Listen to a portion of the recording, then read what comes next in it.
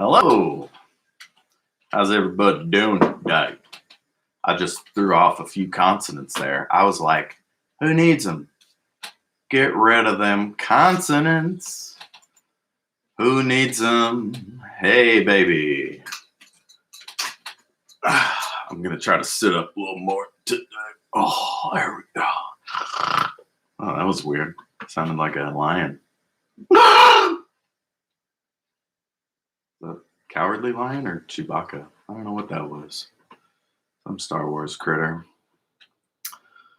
All right, let me grab my PDF. That sounds kind of kinky. So Grundle just started beating some ass. There we go.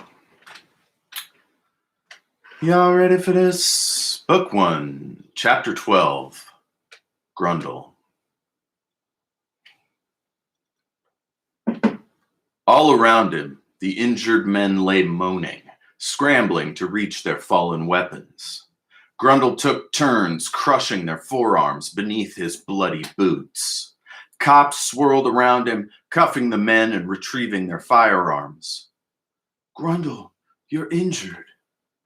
The giant turned to face the source of the voice, the beautiful dark brown visage of Ayanna Stargazer.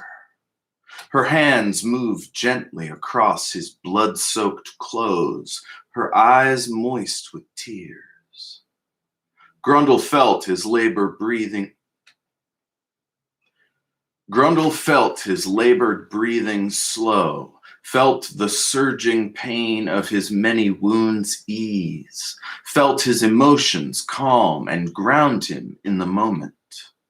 Thick, dark glops of blood dripped from his fingers as the soreness left them, bits of hair and bone clinging to the cracks in his armored skin.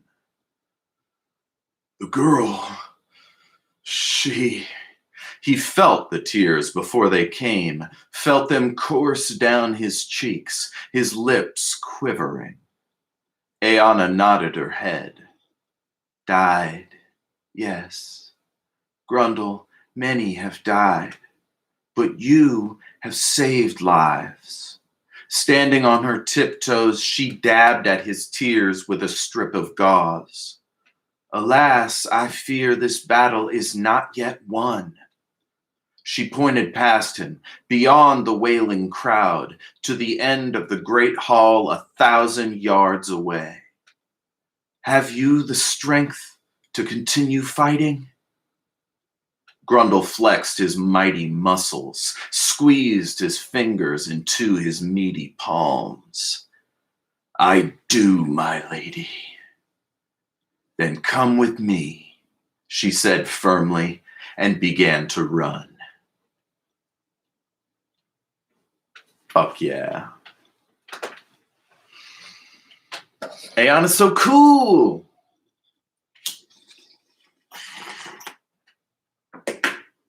Ayanna's mind, Chapter 13, Ayanna. Ayanna's mind reeled. So much blood, so much cruelty. Even as she chased after Grundle, cracking goons with her mace and blasting off spells, the cries of the wounded rang out in her head. She felt a hail of bullets sweep around her, saw as her robes tore open, small holes appearing in the fabric. The goddess was surely protecting her this day. She heard the screams before she found their source.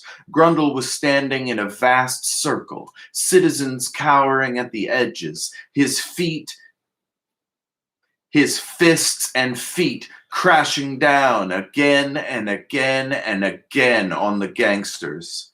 He was crushing one's arm beneath his boot when Ayanna reached him. Touching his arm and chest, she invited the warmth of the goddess to flow through him, erasing fatigue, closing wounds, and softening his rage. All around them, the thugs faded into the crowd, clutching their sides and wincing in pain. She had to resist the urge to chase and murder them. Come with me. As they ran together, hammer, shield, and fists at the ready, Aeana pointed to the end of the great hall, where the massive blast doors stood at the entrance to the spaceport. Citizens were pouring into the nearby train, hoping it would carry them up and away from this insane nightmare. Once again, she ran, swinging her hammer highly. Once again, she ran, swinging her hammer wildly above her head. Looking over her shoulder, she shouted, teeth bared, "Come on!" As he rumbled along behind her, she began to sing. A few brave citizens started falling behind them, occasionally stopping to grab improvised weapons, a stick here, a pipe there. 3 of her acolytes caught up to her, arms and robes coated with gore. As their eyes met, a silent oath passed between them. "For the goddess!" one shouted. "For the goddess!" More voices crowd behind them. Wait. "For the goddess!" More voices cried. Behind them, the beast that was Grundle bellowed out a long, low, furious roar, the cavern shaking beneath his hammer feet. Let's see how we doing on time. 6:49. Beautiful. Beautiful. I got plenty. Gonna hit that bone. Yeah. Gonna hit that bong. Anybody out there? Is anyone having a good time? Shooby-dooby-doo. I am, so that's good enough for me.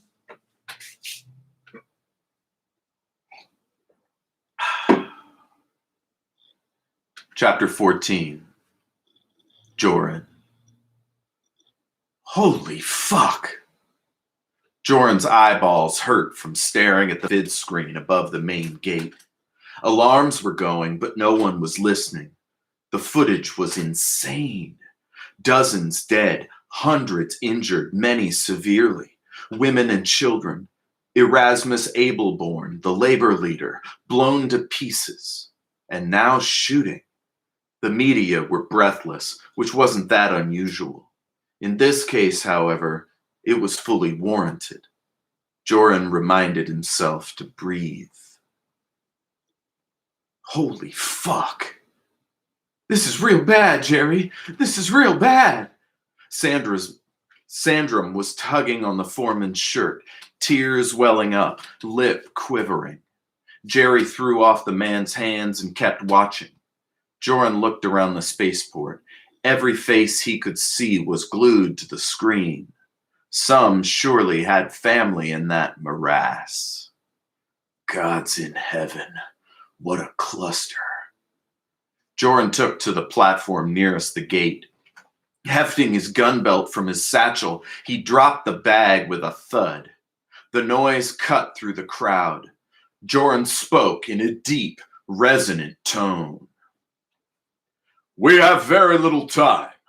If any of you do not have combat training, you'd best leave now. If you remain within this section, I cannot guarantee your safety.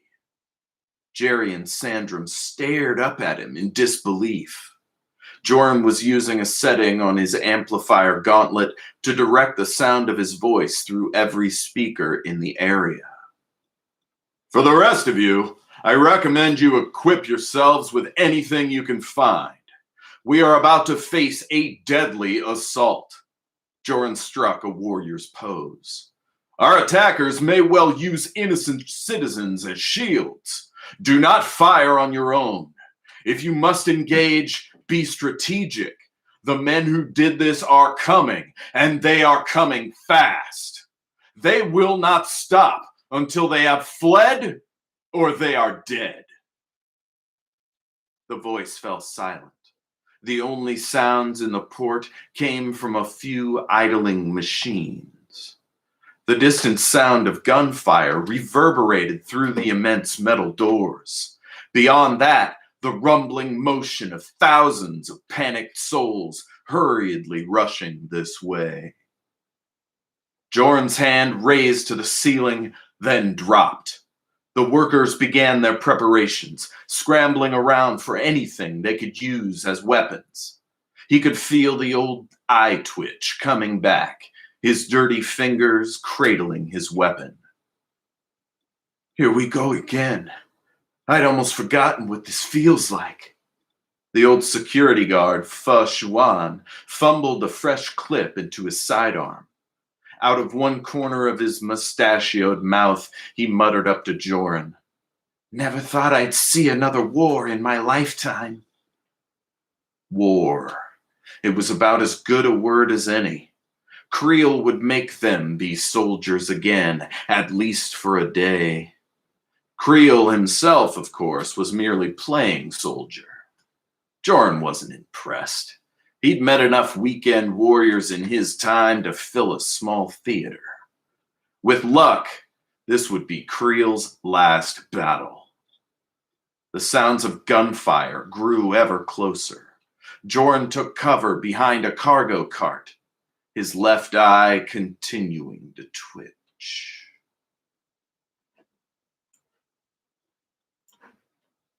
Hell yeah. Man, I love this shit. Got time for maybe one more chapter.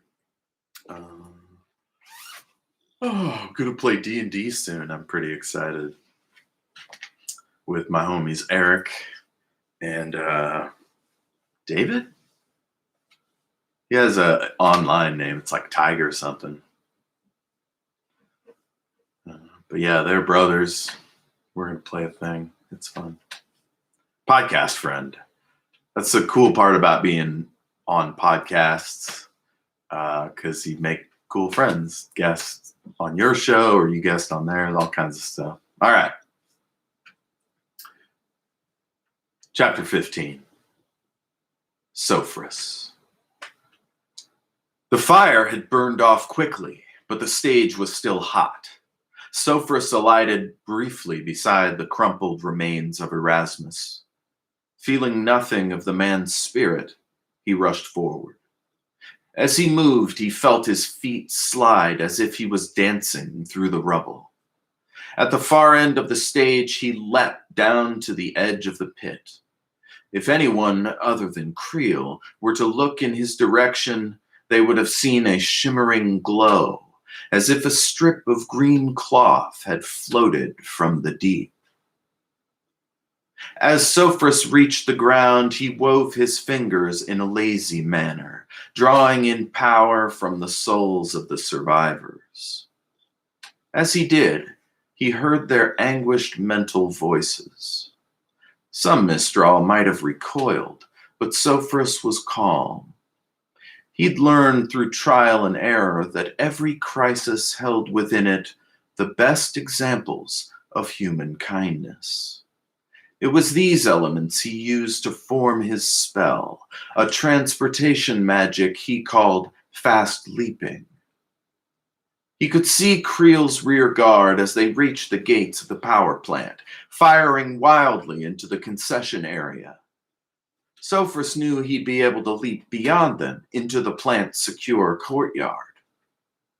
He moved, splitting his body into several layers, soaring through the planes and between the links of the metal fence. As his cells reunited, he came to rest behind a stack of metal bars, with a clear view of the plant's front door. He breathed deeply, allowing himself to feel the sadness of the citizens' loss even as Creel came into view. The assassin strode confidently, defiantly towards the door, his men spreading out, shouldering their firearms and drawing grenade launchers from their bags. Sophris lamented his weakness. He might be able to overpower the guards, but Creel was a different matter. He would need all his strength to meet the threat. Would that he had formed a party to assist in capturing the man. As a returner, he was obliged to engage his quarry peacefully, using logic and reason to encourage the renegade dreamer to return home. That would not be possible with this one, unfortunately. Creel's level of depravity was astounding.